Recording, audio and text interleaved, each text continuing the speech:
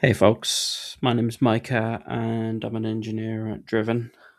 So 2025 was a big year for AI and I was lucky enough to be able to plan, develop, build and deploy three AI products, and I'm going to talk you through my favorite of those three products. Um, it's AI powered intent based car search for car retailers, and I'm going to talk to you about it from the perspective of a product and engineering as well. The search is probably my favorite because of how challenging it was from an engineering perspective to get it to work the way I wanted it to work, and do the things that it does so incredibly fast. Some of the challenges were to continually accept and reflect changes in the stock data. So we'd have, loads of events that are firing into our back-end systems telling us, a vehicle's changed, the price has changed, mileage has changed, images have been updated, finance has changed, and all of those things have to happen, have to get processed and updated within the search within seconds. And so in production, what you would see is things constantly changing based on those events as they come in. Not only that, but it has to be configurable um, for each tenant. So for each retailer that uses the search, the intent can mean something different per retailer, right? So let me give you an example. A performance car with a retailer that sells middle range family type cars, performance there is going to mean something very, very different for a high end retailer that sells hypercars, right? Performance there will mean something completely different. Um, So if you've ever used an LLM, you'll know that it can take time for it to respond back to a query, right? And so the more complex that query is, the more complex the model is, the longer it takes for it to respond back. And so if it takes a couple of seconds for it to respond back, or even a bit longer than that, I mean, that's fine if you're asking a question, but in a search experience, that's not acceptable, right? So our search typically responds within, 40 to 80 milliseconds. Um, and a few seconds isn't going to be good enough, and so what we had to do was work out an innovative way for us to be able to respond to even the most complex queries within a second. And that required us to engineer it to work a particular way. um, And so our search is actually quite different to what you might see um, elsewhere, right? And so it's intent based. And what I mean by that is you can type in something like, I don't know, I have kids. And from that, it can understand the intent. So what you're trying to say is you're after something that's family friendly, right? Um, and and it's that intent part of it that takes time and computational processing to be able to work out what it is that you're asking, because there's loads of different ways that I can say I have kids. There's loads of different words that I can use. I may make mistakes in typing some of those things as well, right? And so you have to build a tolerance in to be able to accommodate all of those sort of things. And then so to understand why our search behaves so different to the usual car buying search engine, I have to tell you about my own car buying experience and using search on various retailers' websites. Because I was actually going through, and still am actually going through the car buying process. So I'm just going to talk you through some of the popular retailers I'd used at the time. So I'm not my intention is not to throw shade at other companies' search experiences, but I just want to explain why I ended up sort of designing and building it the way it is, and sort of some of the pain points that I was experiencing going through sort of trying to find what vehicle it is that I was actually interested in buying. So the main thing to know about me is I am not a car guy. I know very little about cars.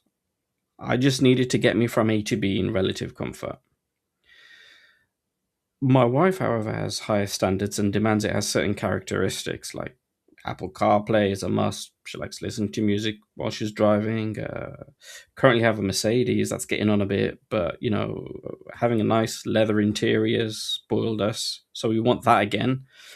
Maybe a heated steering wheel, and then there's other things that I didn't have to worry about before, but I do now. So I need to have isofix points for child seats. Um, Kids like playing with their tablets, and so on long journeys we need to have USB-C ports and things like that in the back. And then some other requirements are that so my existing car is black. I don't mind another black car. My wife doesn't mind a white car or a grey car, and really the budget ideally would be under or come within 25 grand.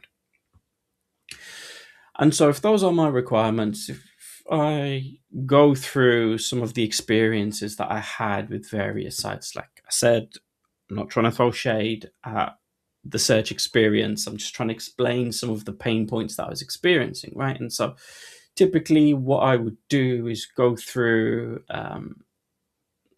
the search facets. I'd have to go in and sort of put in what my budget was, makes and models. I'm not quite sure what models. Like I said, I'm not really a car person. I'm not tied to a particular brand. I'm open to trying other things. Some of the things that I was looking at was a Skoda, the Enyaq, I think it's called. So maybe an electric car. I've already got a Mercedes, so maybe another Mercedes. It's currently an A class, which feels a little bit small. Maybe a C class. I don't know. I'm not really sure if it's that much more roomy than an A class. And so going through looking at all of these sort of things, it was hard to, like, just from search to be able to work out, so I've put in my budget and look, there's 4,416 cars coming back for this particular site.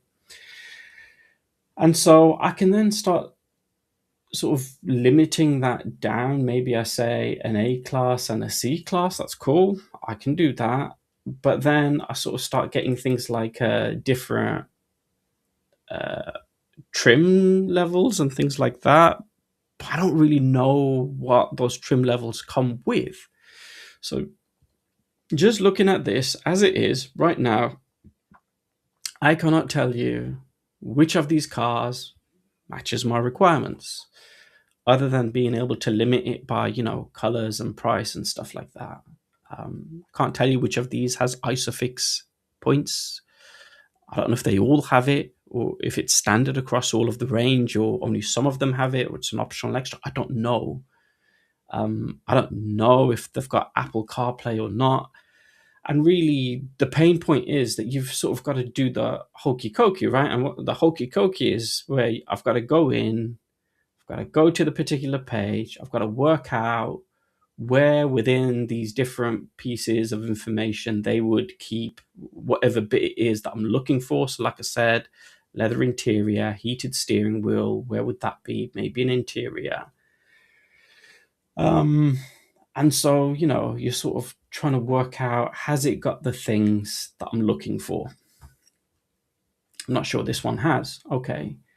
So then you do the hokey cokey. So you put one leg in and then you've got to take that leg back. So I've got to go back out, right? And then I've got to go into another one and then do the same thing again. Has this one got the features that I'm interested in? So has this got leather interior? No. And so Maybe if you're a car person or you're really familiar with what the different trim levels are, maybe you would know what a Monte Carlo is and what comes with it, right? But like I said, I'm not a car person. I imagine most people are not car people like me. They just drive a car. They don't know what comes with a Monte Carlo or a TSI SE drive, or any of the other weird naming conventions that you have with these cars, right? And this particular retailer wasn't the only one where I was having this experience. So, like I said, I was looking for ENIACs, right? And so again, I was having the same issue. I don't know what an Eco Suite comes with, or an 85 edition comes with, or a VRS. I don't know what the difference is really between those. But what I'm after is leather interior and heated seats. So again, you'd have to go in and do the hokey cokey again. So that means going into each one. I mean, you could probably do a Command and F and sort of start searching through the page, right, for particular things. But you could see how this process becomes really cumbersome because you're going in and out of each vehicle, and then it's sort of like, is this the one with the leather interior? Yeah, this one probably is, but does this one have the heated steering wheel? Oh, this one probably doesn't. So then I go into another one, and you're sort of going backwards and forwards in and out of cars, and now I don't remember which one's got the things that I was after. Which one had the leather interior and the heated steering wheel and the isofix points and Apple CarPlay and matchable colors and all that sort of stuff? Which one was that? And so you could see it's really easy to get lost now because I don't know which ones I went in and saw and had the features that I was after or not. Had the same trouble when I went to look for a replacement Mercedes as well. Exactly the same problem. And so what I was seeing was, while I was thinking about building out this search, I was experiencing this issue in real life where I had requirements, and there was no easy way for me to go through and work out which vehicle has the things that that I am interested in for the car to be useful to me. So the other brand that I was looking at as well was BYD. They look nice. But again, they've got their own different trim levels, design and excellence and all sorts of other things. So do they have the things that I'm after? Again, you've got to go through all of these things for every single one. So what I'm trying to point out is that this process of doing the hokey cokey, going backwards and forwards, looking at cars, remembering which car you looked at and didn't look at, and then you're coming back a couple of days later, stock changes, cars gone, new cars come in. Have I looked at that one already or not? It can get really, really painful. And so really what I was trying to do was to make it so if I could just solve my own problem with search, then maybe that would be good enough. And so let me show you how our search works with it being intent based. So let me talk you through again the things that are important to me. So this QA data, there's 90 vehicles. It wouldn't matter if it was, double that, quadruple that, 10 times that. It wouldn't matter, right? Because the way that it works is we can narrow down the vehicles that overlap the features that I'm looking for really, really quick. So the things that are interesting to me for a vehicle is that Apple CarPlay, right? So if I CarPlay,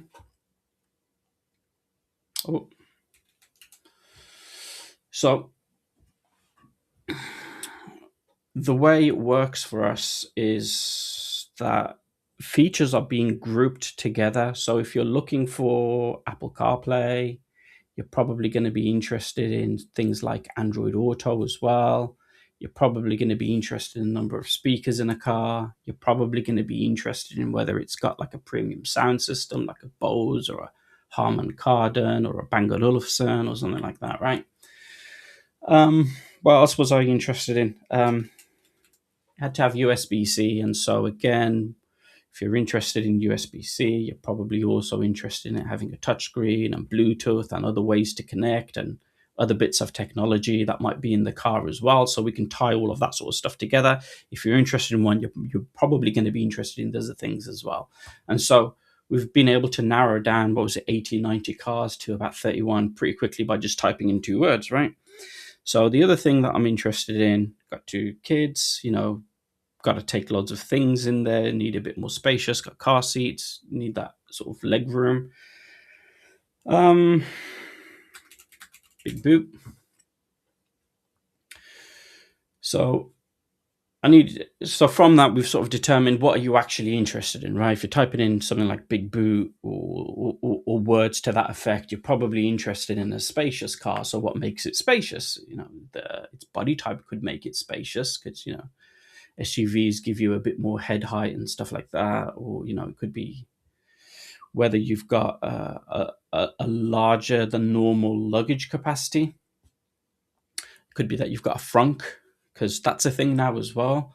And again, these categories can change depending on the tenant, right? So what could be spacious for a car may be different for a commercial vehicle, for example. And that could be within the same tenant, right? A tenant who sells LCVs and used cars. What else was I interested in? Isofix, right? And so I've been able to narrow down the vehicles to 11 now. And so where you're asking for things like, safety or isofix and stuff like that, you're probably going to be interested in all of the other family-friendly features as well, right? So does it have cup holders in the back? And, does it have a lot of storage? Has it got bottle holders? All that sort of stuff. Where are the isofix points? You're probably also going to be interested in safety as well, right? So generally, people who are looking for sort of family-friendly features are also interested in safety features and stuff like that as well. So the idea is we can connect all of these things together. We can take words that you say and understand the intent, and then we can pull back multiple categories of properties from that vehicle that will sort of address your concerns, right? And help you answer the question. So the other thing that I'm interested in is leather interior. So here we go. Premium interior. So whether it's got heated steering wheels, Napa leather, ventilated seats. If you're looking for premium interiors like leather interior, and you're probably going to be interested in those things because they're all related, right? Almost finally, I'm interested in black cars, but my wife's okay with it also being white or grey. So we've now narrowed it down to 7 now. So those are cars match all of those sort of criteria that we've been looking for. And finally, what did I say? I think my budget's around, it needs to be under 25k, right? So under 25k. And so we've been able to narrow that down now to 4 results. And it's our intent engine has been able to sort of take everything that we've said and give meaning to it. So that 25k was understood to be a price point. All of those other things were understood to be features that I was interested in, and then group all of those features and the related group of features that they would sort of sit in are all pulled back. And so what I'm very easily and quickly able to do without doing the hokey cokey right from the search page is narrow down the vehicles that I'm interested in that have the characteristics that are important to me. Um, so that's how the intent engine works. Also, let's not forget, all of this is completely possible by voice as well. So I could do nearly new electric family friendly cars. So anything you could do either via a search facet or typing, you can do exactly the same thing, fully search all of the stock using just voice alone.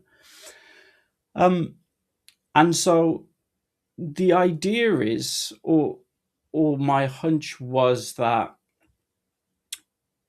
people, when they are going through this search experience, they're trying to find the vehicles that they're interested in, and we're trying to get them to those vehicles, sort of narrow it down to a handful of cars really, really quickly.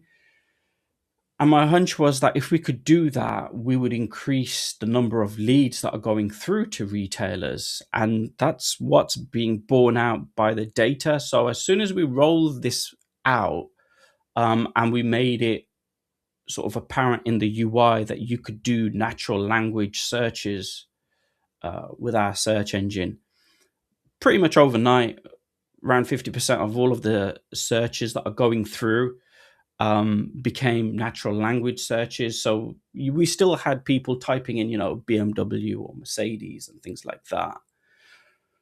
But around half of all the searches became natural language searches where people were describing what it is that they were looking for.